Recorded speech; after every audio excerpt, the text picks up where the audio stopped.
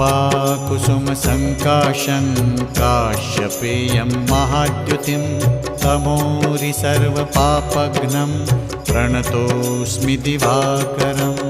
ॐ ह्रां ह्रीं ह्रौं सः सूर्याय नमः। ॐ ह्रां ह्रीं ह्रौं सः सूर्याय नमः। जपाकुसुमसङ्काशं काश्यपेयं महाद्युतिं तमोरि सर्वपापघ्नं प्रणतोऽस्मि दिवाकरम्। ॐ ह्रां